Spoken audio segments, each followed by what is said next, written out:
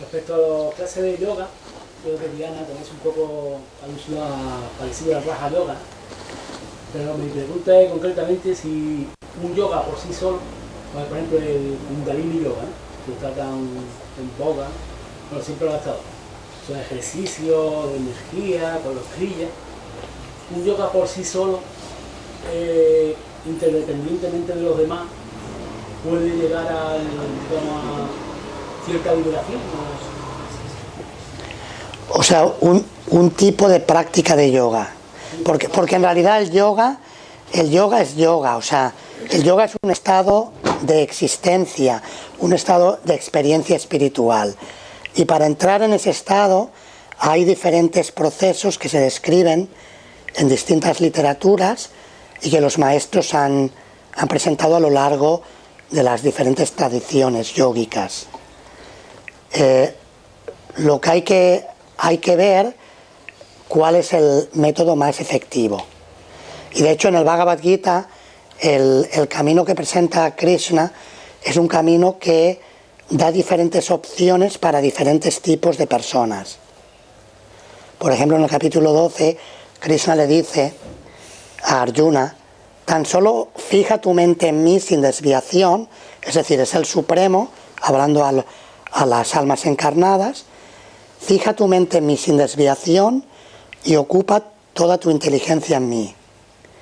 De ese modo vivirás conmigo siempre sin ninguna duda. Eso sería yoga. Es el yoga. Yoga también significa unión, significa conexión.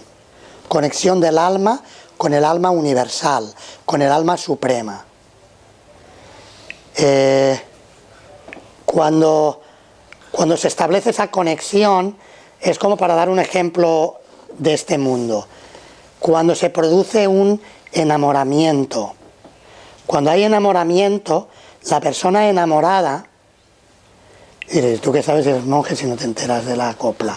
Vale, puede ser, pero bueno, pero hablo con muchas personas y escucho, y de joven también, de pequeñito, pues tuve mis vislumbres también, y tuve mis experiencias a mi manera y de mi forma.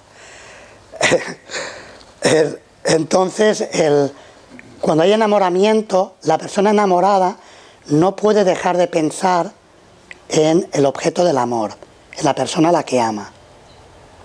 ¿Verdad? Entonces Krishna, cuando describe, ese es el yoga del amor, el yoga del bhakti. Luego le dice, si no puedes hacer eso, entonces practica los principios del yoga. Abhyasa, practica el yoga y con vairagya, con desapego. De ese modo desarrollarás un deseo por alcanzarme. Si no puedes hacer eso, entonces ofréceme tu trabajo. Actúa en karma yoga. Si no puedes hacer eso, cultiva conocimiento espiritual y sitúate en el ser. Y así va dando diferentes procesos. Es decir, que el Bhagavad Gita ofrece un abanico de opciones para diferentes personas. En base a eso, cualquier proceso de yoga genuino, que no sea un invento, porque hoy en día también alguien me comentaba el otro día que habían publicado el cerveza yoga, beer yoga. Entonces estaban ahí haciendo un yoga asana y tomando una cerveza. Y dice, hombre, ya os estáis pasando un poco, o sea, ya...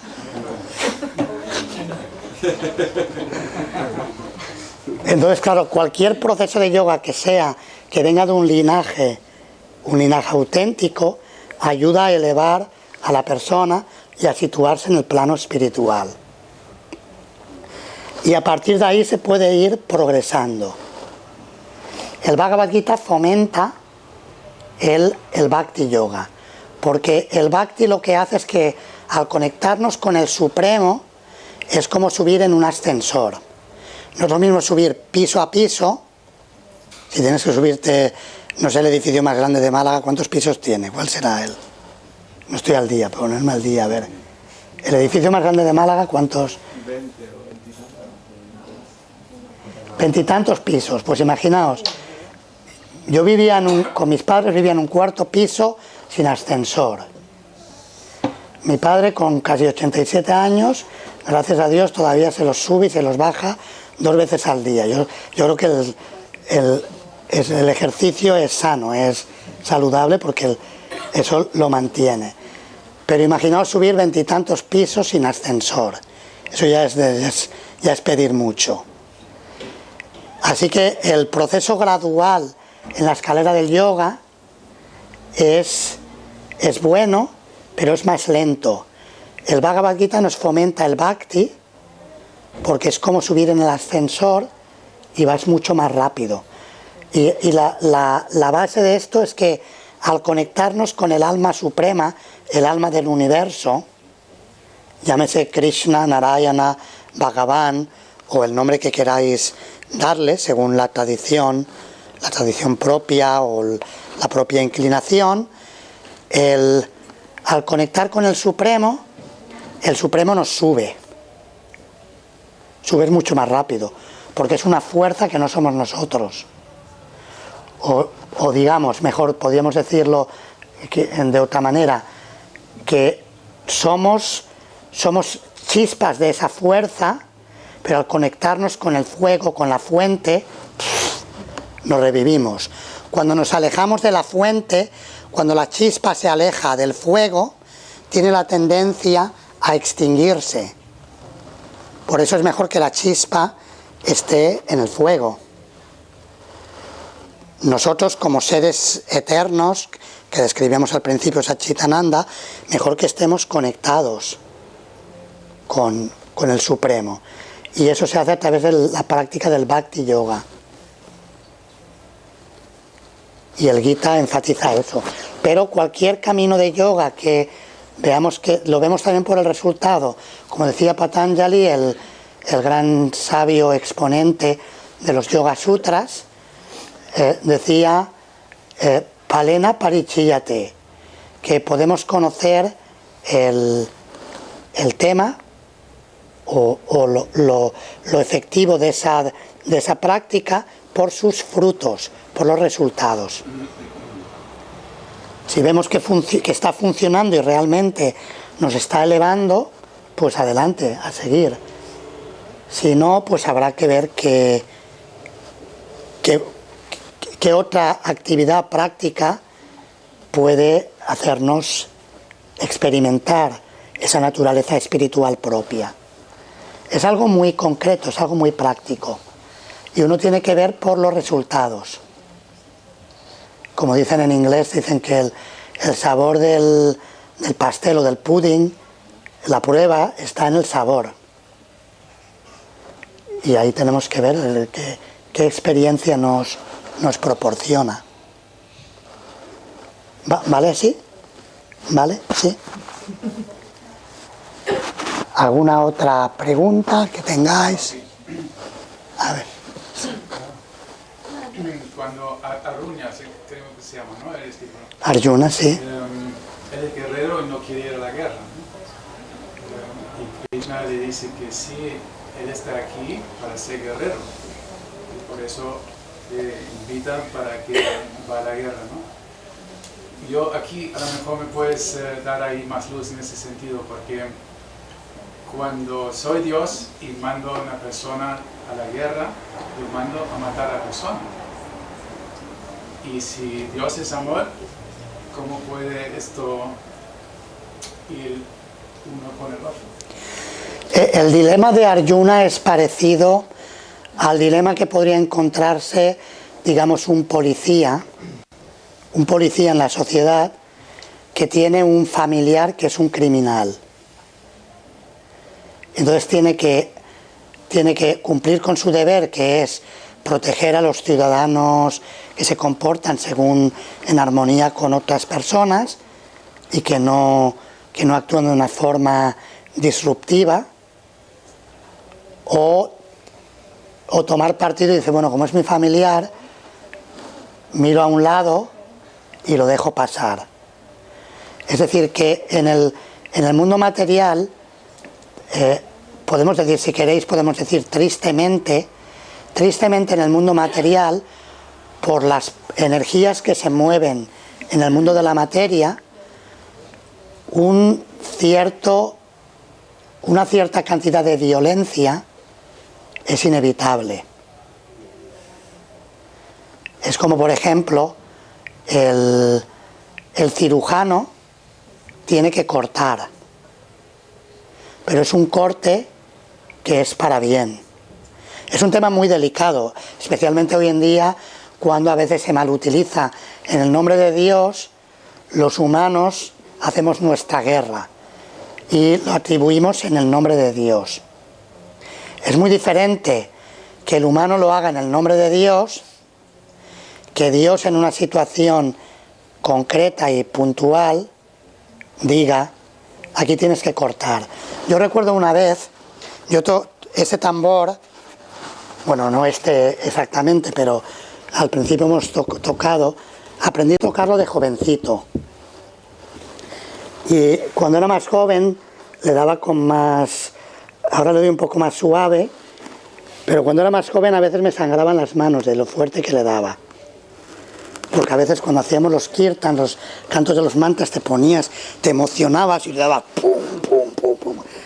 Y entonces te sangraba. Y una vez se me salió sangre que no brotó afuera, se quedó por dentro. Y se me infectó. Se me infectó el dedo y se me empezó a poner amarillo, parece que había pus dentro y me dolía. Finalmente fui a un médico, fue en Francia, teníamos una fiesta en Francia, una fiesta espiritual, y ya no aguantaba más, digo, esto hay que ir a un médico porque se está poniendo muy feo, igual me van a tener que amputar el dedo o algo, ya me empecé a preocupar. Y entonces el médico me cogió la mano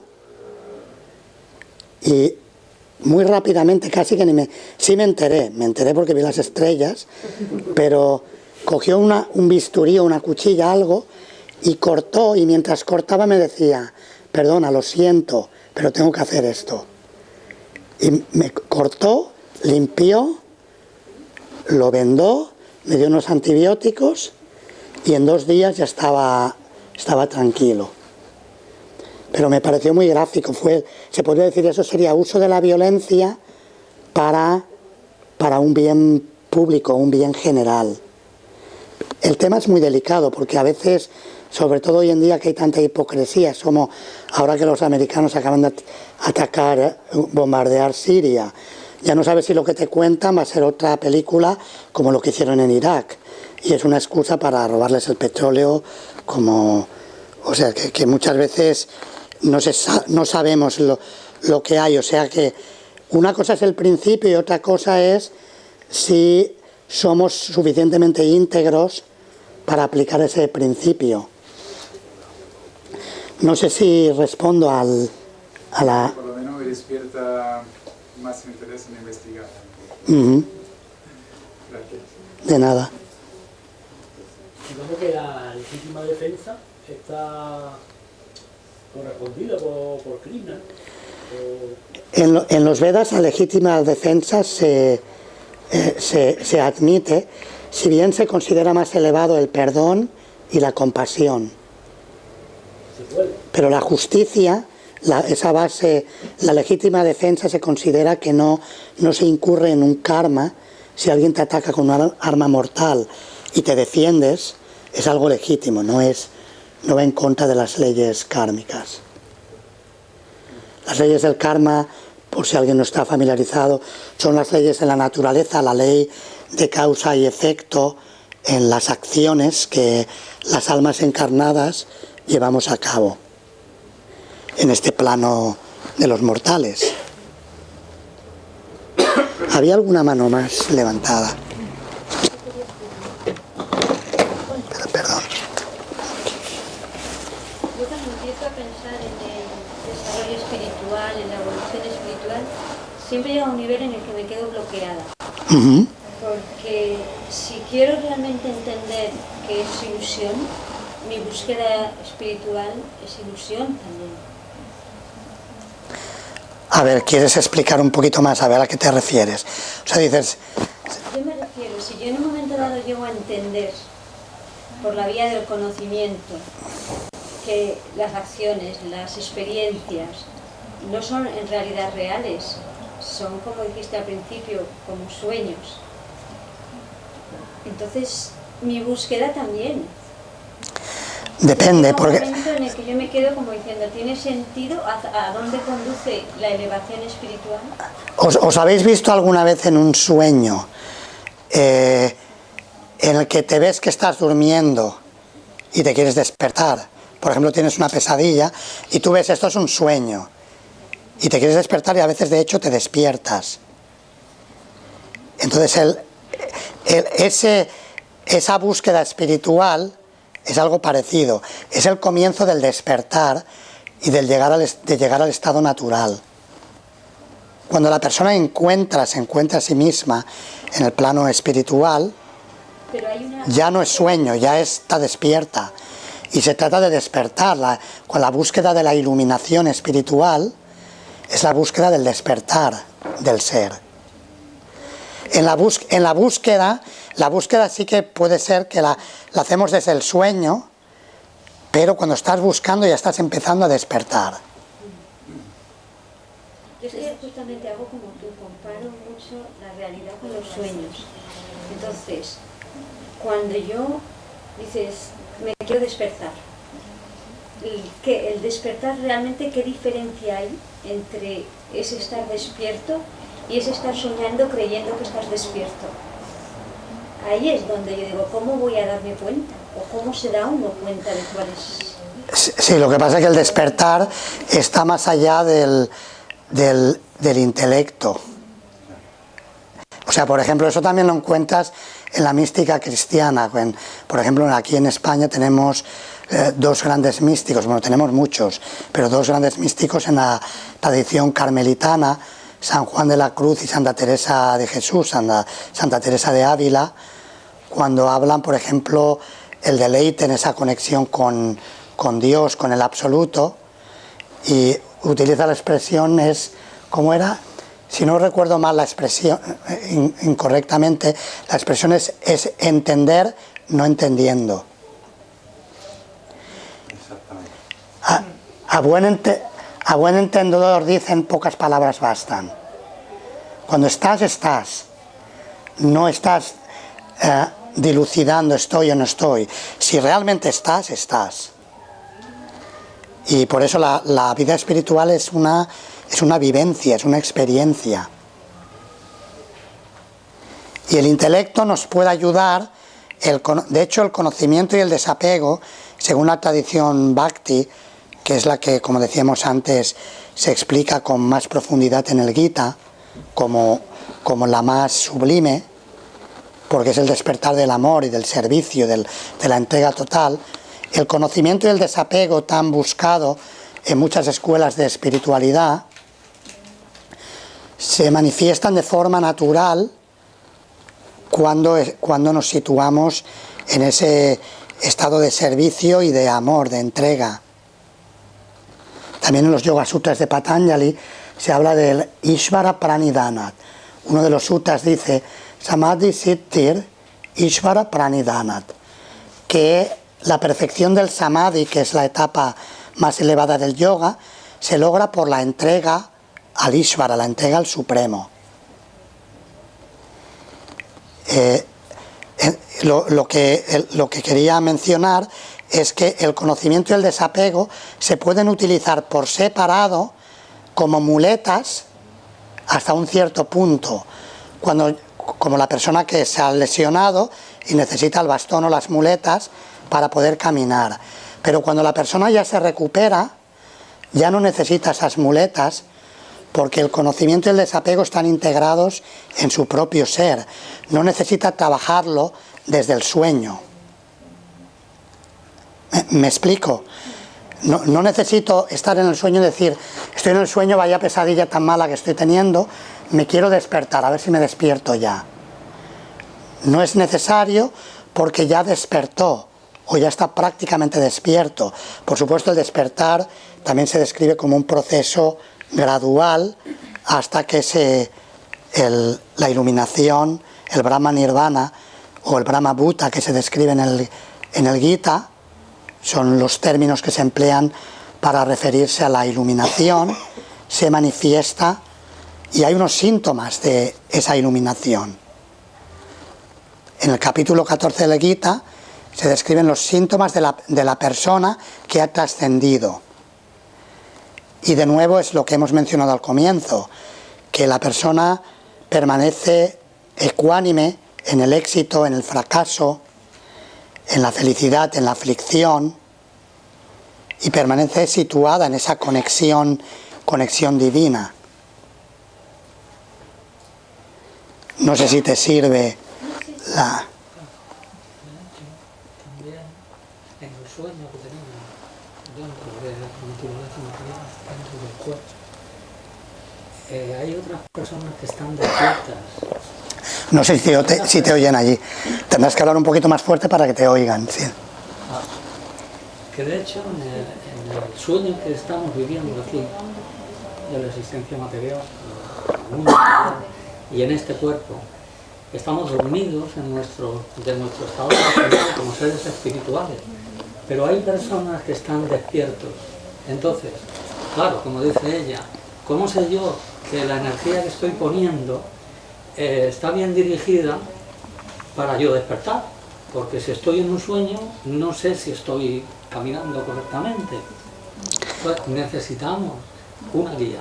¿Sí? Como todo, como cuando una persona es niño, necesita tener un maestro, necesita una cultura para desarrollarse luego en el sistema. En la vida espiritual es igual. Necesitamos personas que nos vayan guiando. Necesitamos los libros, pero los libros son pasivos. Y necesitamos personas que estén despiertas, porque esas personas son activas, han pasado todo eso. Entonces nos van a ir guiando de manera que va a haber un despertar gradual. Y entonces todos los procesos en esa escalera, porque el yoga, aparte de ser un vínculo, es el vínculo que nos vincula desde el primer escalón al último. Conforme vayamos despertando, veremos que lo que está en la parte pasiva, que es la teoría de los libros de la Bhagavad Gita, se vuelve activo ya en nosotros, porque hay una persona ya que está despierta. Entonces, por eso uno de los versos más importantes es que debemos aceptar una persona que sea un maestro en la materia. En este caso es un maestro espiritual. Ese maestro espiritual despierta esa parte nuestra y podemos ir siguiendo las instrucciones que nos da. Es muy importante, lo que ha dicho es muy importante. En el Gita, la figura del guru, el maestro espiritual, es fundamental para ese camino del despertar. Y también otra forma de verificar si estoy yendo por buen camino o no, es en realidad un trío. Sadhu, Shastra, Guru. El maestro espiritual, las escrituras de sabiduría autorizadas, y los sadhus, las personas experimentadas que están en el camino. Consultando con esas tres fuentes podemos tener claro y nuestra propia experiencia, contrastándola con esas tres fuentes, podemos determinar si estamos yendo por buen camino o no. Y la voz de la conciencia. Porque nos habla bien clarito, si la queremos escuchar. Si la queremos escuchar, sí.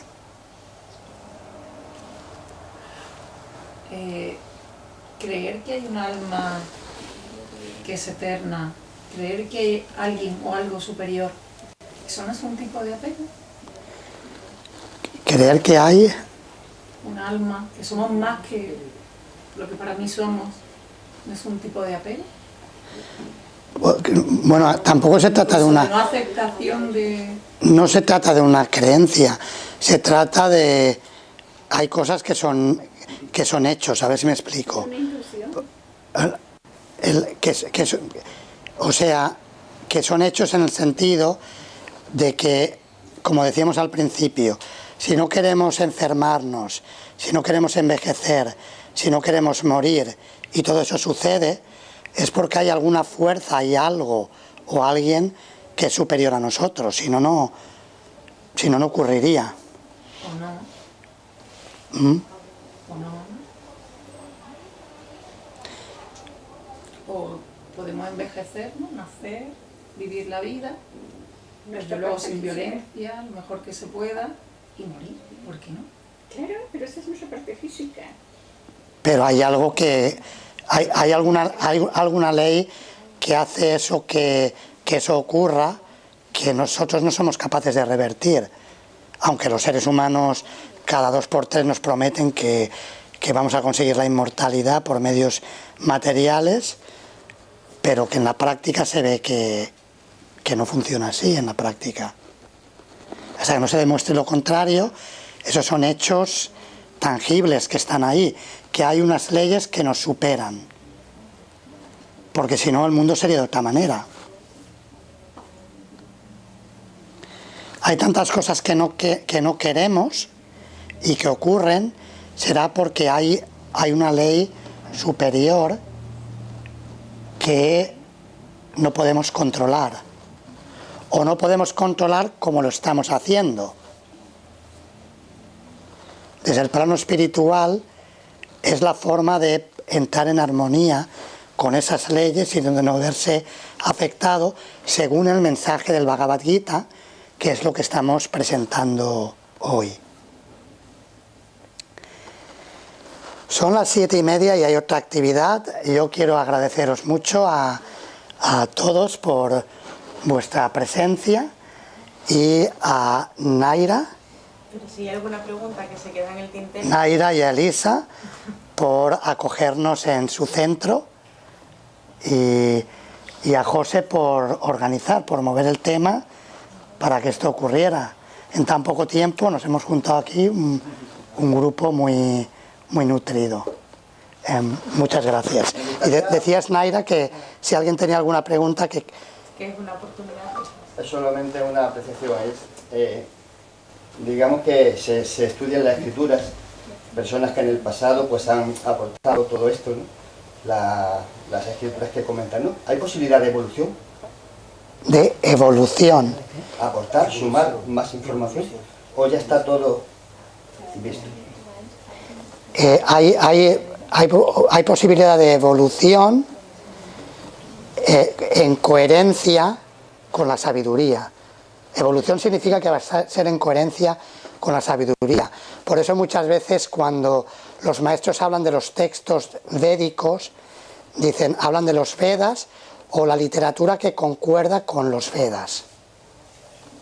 Y de hecho los maestros muchas veces explican el mismo tema adaptándolo al contexto contemporáneo de su época, para que pueda llegar el mismo mensaje, pero de una forma que sea relevante para las personas. Sí, es una adaptación, pero se suma, se aporta algo diferente a lo que ellos quisieron decir, o lo que ellos quisieron decir es ya considerado como una verdad absoluta y es un poco intocable, solamente lo adaptamos a la época contemporánea para que lo podamos entender. Lo que se dice en el plano absoluto, el plano trascendental, es un dicho que muchos maestros lo han utilizado. Dicen que en el mundo absoluto 1 más 1 es igual a 1 y 1 menos 1 sigue siendo 1. Suena un poco y dicen, bueno, pero ¿eso cómo es? A ver, ¿eso que son nuestras matemáticas nuevas o qué? Pero es las matemáticas de la trascendencia, con lo cual se puede sumar, pero porque es completo, sigue siendo completo. Y lo completo, lo que es ilimitado, tú siempre puedes añadir dentro de ese ámbito ilimitado y va más la cosa. Que eso en el fondo es lo que buscamos todos, buscamos un tipo de felicidad o de sabiduría que vaya más, que no disminuya.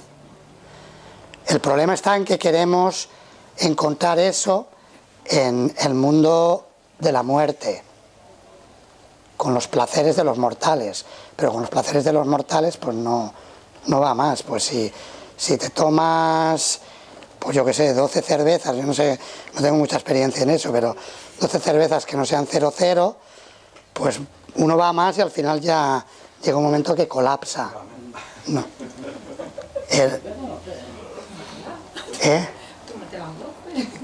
Sí, pero que al final colapsa, ya no puede, ya no va más y terminas con resaca. Pero en el plano espiritual, cuando sumas, siempre puedes sumar y no se pierde. Es algo que no hay contradicción ahí. Digamos, por decirlo en un formato coloquial, es otra liga. Es otra liga, es otro nivel. La liga de los mortales es una y la liga de la trascendencia es diferente. Siempre puedes sumar, pero debe ser sumar. El sumar implica que hay coherencia con lo que dijeron los sabios. Como decíamos al principio, lo que es sabiduría siempre. No está sujeto al tiempo y al espacio. Sí, lo que pasa es que después de miles de años con esta sabiduría y en diferentes corrientes, como por ejemplo el cristianismo, otra, ya era para que se hubiera extendido un poquito más en el mundo, ¿no? Y no estuviéramos hablando de que están bombardeando Siria, ¿verdad? Debería haber calado un poco más, pienso, quizás, ¿no? Bueno, no queremos lo mismo, ¿no? Sí, claro, eso sería lo ideal, y de hecho los Vedas, el propio Bhagavad Gita dice Evam Parampara Praptam Imam Rayarsha Yovidu, que este conocimiento del yoga estaba destinado para los líderes de la sociedad. Y los líderes tienen el deber de comunicar esos valores a los ciudadanos y de educar a las personas en esos valores precisamente para crear armonía y paz. Pero lamentablemente estamos en la era de Kali. En la cosmología védica se hablan de 4 eras: Satya, Treta, Dwapara y Kali en sánscrito. La era de Kali es la última del ciclo, que sería como el invierno. En el invierno hace frío. La era de Kali se caracteriza porque hay riña, hay hipocresía, y todo eso hace que en el nombre de la religión pues que se hagan muchas cosas que no corresponden. Namaste, muchas gracias. Hare Krishna. Aquí tenéis unos dulces que por favor se vais a algunos si queréis, ¿eh? Muchas gracias. ¿Vale? Naira, como... Claro. ¿Sí? Sí. No, pero bueno, yo no quiero... ¿Tenéis otra actividad luego que no...? Sí, pero... Vale, vamos. Vamos a hacer mi código. Tú eres la jefa, o sea que yo aquí... No, sí, que yo sigo... Yo quería pedir un consejo práctico. Desgraciadamente hoy en día nosotros pues tenemos muchas responsabilidades, tanto en el trabajo como con nuestra familia, y a lo mejor tradicionalmente pues lo que hemos leído es que para meditar, como ha explicado usted, hay que buscar un sitio tranquilo, a lo mejor un espacio como este, como un centro, pero muchas veces pagamos la mensualidad del gimnasio y ni vamos. Entonces quería preguntar un consejo práctico para que en nuestro día a día, a lo mejor aunque tenga 5 minutos o 10 minutos o algo rápido, cómo podemos de una manera así rápida intentar por lo menos conectarnos para tener esa conexión con lo trascendental, pero sin la necesidad de tener 2 horas libres por la tarde, un día porque ya cada día se hace más difícil. Entonces, un consejo Bien, práctico. vale, consejos prácticos. Un consejo práctico: en casa reserva un lugar. Si tienes una habitación mejor, pero si la casa no lo permite, pues ten un espacio para dedicarlo a actividades espirituales. Puede ser un rincón, pero un lugar para la práctica espiritual, para la lectura espiritual. Es decir, créate tu espacio, espacio físico. Otra forma, crea tu espacio en el tiempo. Por ejemplo, si tienes que empezar a hacer algo a las 8 de la mañana, empezar a funcionar en la vida, pues organízate el tiempo para acostarte no tan tarde, no perder el tiempo con cosas superfluas, que te permita levantarte un poco antes y dedicar un tiempo, 15 minutos, media hora, un tiempo a una actividad espiritual antes de arrancar en el día práctico, porque esa actividad espiritual te pone a tono, te focaliza para poder funcionar a lo largo del día y estar en conexión con esos valores espirituales. Otro consejo, antes os mostraba el Bhagavad Gita, que lo hemos hecho en formato móvil, Bhagavad Gita de bolsillo. Pues igual que llevas el móvil, llévate tu Bhagavad Gita en la cartera, y cuando vas en el autobús, vas a algún sitio, aprovecha los huecos, o esperas tienes una cita con alguien, para en la empresa, tienes que esperar, o en algún momento, 5 o 10 minutos que esperas, aprovéchalos con un verso o una lectura espiritual ahí en medio. Todo eso son fórmulas. El mantra Hare Krishna lo puedes cantar en cualquier lado. También donde estás puedes cantarlo, si no en voz alta porque no quieres dar la nota, pues mentalmente o bajito para ti mismo. También dedicar un tiempo. Y así todo eso va sumando. Y como dice el Gita, que todo lo que sumemos en el plano espiritual no disminuye. No hay pérdida ni disminución. Es un beneficio eterno que ayuda al despertar de la conciencia. ¿Vale? Si me sé explicar un poquito. Que yo, por ejemplo, entiendo que cuando habla o de espiritual o terrenal, yo pienso que la verdadera espiritualidad es la que vivimos aquí en la tierra tal como somos. Y que, por ejemplo, habla también, bueno, eso es lo que estoy expresando, lo que siento, ¿no? Y también, por ejemplo, cuando dice de que hay que trascender, me imagino que será trascender, no sé, será el físico, o trascender el cuerpo, trascender todo eso, o la mente. Entonces he dicho que primero para trascender hay que aceptarnos, porque no somos capaces de aceptarnos, de saber que el cuerpo que tenemos es un vehículo sagrado, es precioso, que nos han dado para poder llegar a esa iluminación. Entonces va a ser imposible trascender, y tampoco no rechazar nada de lo que en sí somos, ni mente, ni emociones, ni energía sexual, nada. Todo hay que aceptarlo y transformarlo adecuadamente, ¿no? Entonces, claro, no se me ha parecido ver como que si por un sitio hablamos de espiritualidad y por otro sitio de terreno, y que eso como que es cárcel, no sé, y me parecía a mí como cierto que eso.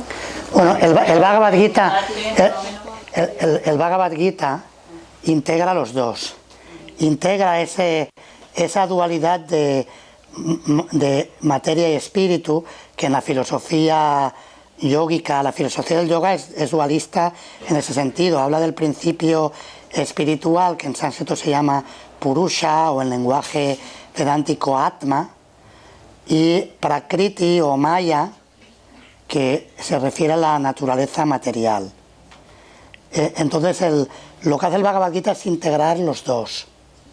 O sea, marca la diferencia porque explica que en realidad, en esencia, somos seres espirituales que tenemos una experiencia terrenal, y no seres terrenales que tenemos una experiencia espiritual, como a veces nos enseñan en este mundo, lo que yo he llamado mundo terrenal. Es que son percepciones distintas. Y el Gita a la vez utiliza lo terrenal para conectar con la trascendencia. Y por eso el mensaje del Gita es un mensaje de acción, no es un mensaje de espiritualidad recluido del mundo, si bien se acepta que algunas personas también lo hagan porque ese sea su camino, pero para la mayoría de las personas es un mensaje de integrar las energías materiales y conectarlas con la trascendencia a través del yoga, a través de esa ofrenda espiritual y todas esas prácticas espirituales. Como que en realidad tenemos que ser espirituales, que somos espirituales, nuestro cuerpo es espiritual, todos somos, no podemos rechazar nada de lo que tenemos, porque es que es un vehículo sagrado todo en sí, toda nuestra energía, ¿no? Sí lo utilizamos de una forma sagrada, porque yo el vehículo lo puedo utilizar para autodestruirme y entonces no lo estoy utilizando de una forma sagrada. Por ejemplo, en el Bhagavad Gita, Krishna dice, cuando ha mencionado la energía sexual, por ejemplo, el Gita dice, Dharma virutto bhuteshu kamosmi. Krishna dice, yo soy el deseo que no va en contra del Dharma. Ahí habría que entrar a definir, bueno, sería todo un tema, pero que Krishna dice, sí, yo soy el deseo, la energía sexual también puede ser Dharma, pero también puede ser adharma. Adharma significa que va en contra de nuestra propia naturaleza. Me puede elevar o me puede degradar. Pero, por ejemplo, en el sexual, bien canalizada viene a ser la Kundalini, que sería el yoga Kundalini, ¿no? ¿O no? En algunas escuelas se utiliza, en el Tantra, por ejemplo, se utiliza la energía sexual. Lo que pasa es que lo que nos han presentado de Tantra aquí en Occidente es un sucedáneo que no tiene nada que ver con lo que hacían los yogis, que practicaban penitencias, ascetismo durante mucho tiempo, antes de tener una unión con una yogini. Era toda una práctica que aquí nos han presentado una excusa de, bueno, sexo fácil con el tema del Tantra, y entonces, bueno, hay que separar lo que es Dharma de lo que es Adharma. Y por eso se requiere, como comentaba mi compañero Premananda, se requiere también de una guía de personas experimentadas que nos puedan ayudar a diferenciar. Y en el Gita se explica de una forma muy clara. Si uno estudia el Gita con una guía adecuada, ahí puede obtener muchísima luz para poder notar lo que es el camino de la luz y el camino de la oscuridad.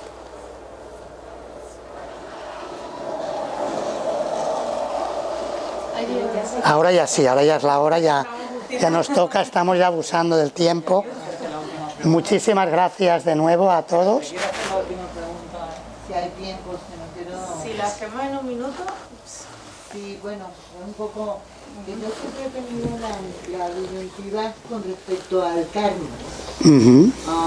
Estamos en un mundo material, estamos viendo constantemente no hacer el mal para, no como para obtener la recompensa de no tener un karma, sino sencillamente hacer el bien.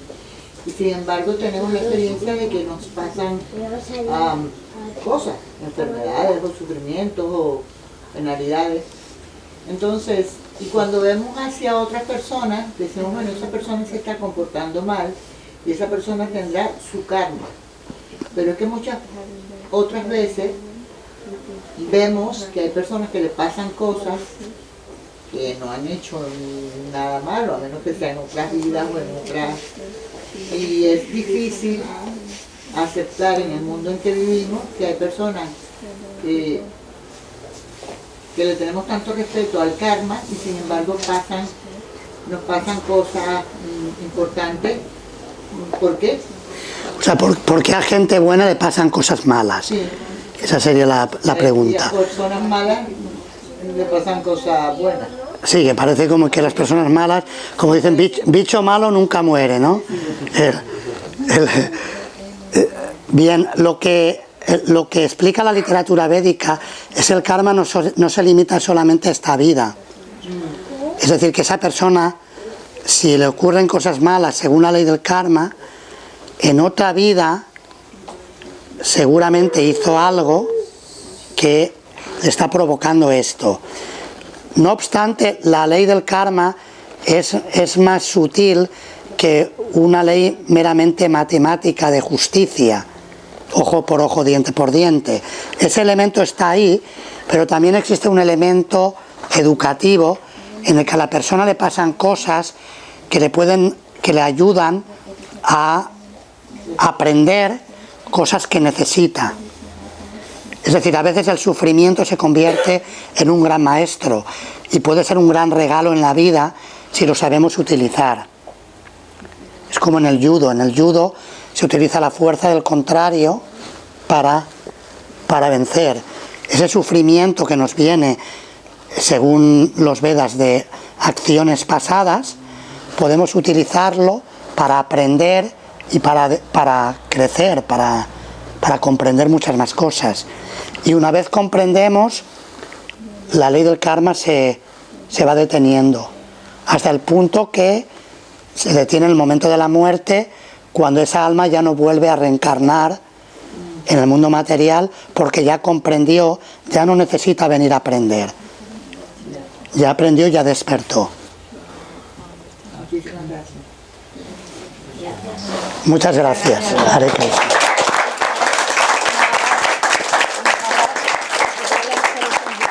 En Triana tenemos el centro y los domingos hacemos fiestas. Sí, una invitación. Tenemos un centro y un pequeño templo en Churriana, al lado de la Cónsula. Se entra por la carretera de Álora. Y todos los domingos, ¿a qué horas? A partir de las 12:30 hay un programa todos los domingos de canto de mantras y hay una conferencia. La entrada es libre y todos sois bienvenidos. Fuera hay invitaciones, allí con las indicaciones, si estáis interesados, pues podéis coger allí. Gracias.